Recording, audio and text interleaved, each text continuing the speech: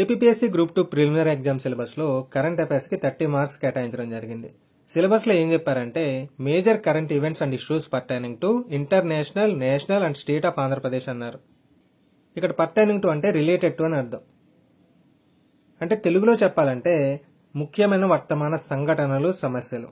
దేనికి రిలేటెడ్ చదవాల్సి ఉంటుంది అంటే అంతర్జాతీయము, జాతీయం అంటే భారతదేశానికి సంబంధించి, ఇంకా ప్రాంతీయం అంటే ఆంధ్రప్రదేశ్కి సంబంధించి చదవాల్సి ఉంటుంది.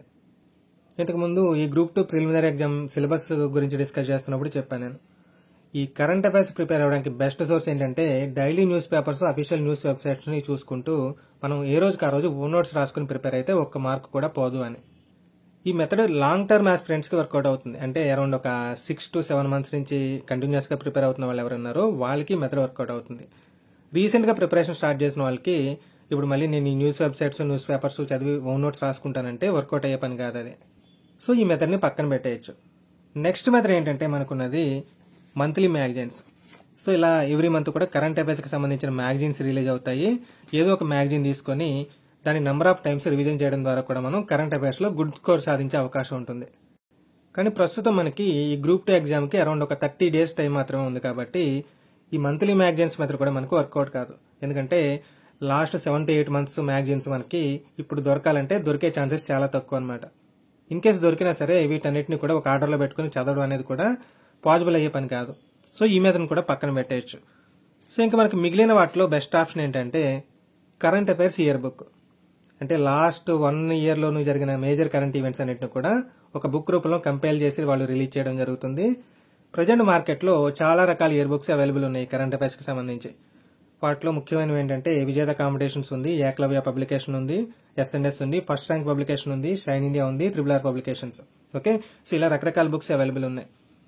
ఈ అవైలబిలిటీ ఉన్న బుక్స్ అన్నిటిలోకి పర్సనల్గా నాకు బాగా నచ్చిన బుక్ ఏంటంటే SNS publications year book.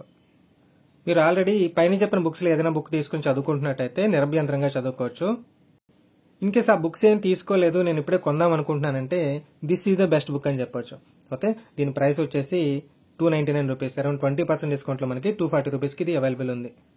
So మిగతా బుక్స్తో కంపేర్ చేసినప్పుడు ఈ బుక్ని మనం ఎందుకు తీసుకోవాలంటే ఈ బుక్ కంప్లీట్గా కలర్లో ఉంది, ప్లస్ టాపిక్ వైజ్ సెగ్రిగేషన్ అనేది బాగా జరిగింది ఈ బుక్లో. సో ఈ బుక్లో కంప్లీట్ ఇన్ఫర్మేషన్ని మనం 4 partsగా డివైడ్ చేసుకుని చదువుకోవచ్చు అనమాట.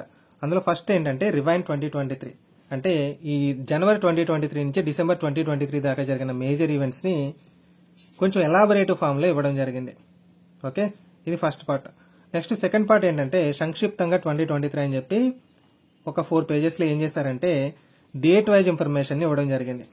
Important international events, national events, awards, sports, ఇవి డేట్ వైజ్ ఇవ్వడం జరిగింది. ఓకే, సో నెక్స్ట్ పార్ట్లో మనం ఏంటంటే టాపిక్ వైజ్ ఇన్ఫర్మేషన్ ఇవ్వడం జరిగింది. స్పోర్ట్స్ అని, అవార్డ్స్ అని, international events, national events, people in news, important deaths, Andhra Pradesh related, Telangana related. Okay, so ఇలా టాపిక్ వైజ్ ఇన్ఫర్మేషన్ని బాక్స్ లాగే ఇవ్వడం జరిగింది.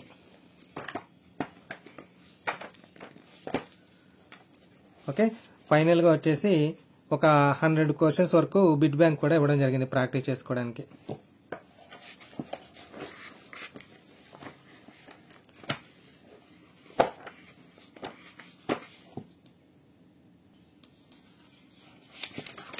ఓకే, నెక్స్ట్ ఇవే కాకుండా 2024కి సంబంధించి మేజర్ ఈవెంట్స్ అంటే ఫస్ట్ వీక్ ఆఫ్ 2024 జనవరిలో కూడా ఒక 4 pages ఇన్ఫర్మేషన్ ఇవ్వడం జరిగింది.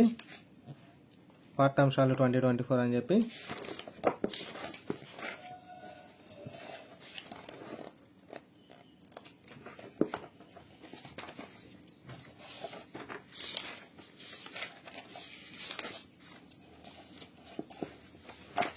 ఓకే, సో నా సజెషన్ ఏంటంటే ఈ బుక్ తీసుకుని మీరు కంప్లీట్గా చదివేసి 2024 జనవరి, ఫిబ్రవరి ఫస్ట్ వీక్ వరకు జరిగే కరెంట్ అఫైర్స్ మాత్రం మీరు ఓన్ నోట్స్ రాసుకుని ప్రిపేర్ అవ్వండి. అప్పుడు మనకి 30 out of 30 వచ్చే అవకాశం ఉంది. ఇన్ కేస్ నేను వేరే ఏ బుక్, ఏ సోర్స్ ఫాలో అవ్వను, సింగిల్ ఇదే ఒక్క బుక్ మాత్రమే చదువుతాను, నాకు ఎన్ని మార్క్స్ వచ్చే అవకాశం ఉందంటే మినిమం ఒక 20 marks వరకు వచ్చే అవకాశం ఉంది. సో ఇక్కడ నా సజెషన్ ఏంటంటే ప్రస్తుతం ఈ న్యూస్ వెబ్సైట్స్, ఈ సోర్సెస్ మీద టైం వేస్ట్ చేసే ఛాన్స్ లేదు కాబట్టి మనకి ఈ ఒక్క బుక్ని ప్రాపర్గా చదివేసి రిమైనింగ్ సబ్జెక్ట్స్ మీద ఎక్కువ ఫోకస్ పెడితే మంచిది అనిపిస్తుంది నాకు. Okay, all the best.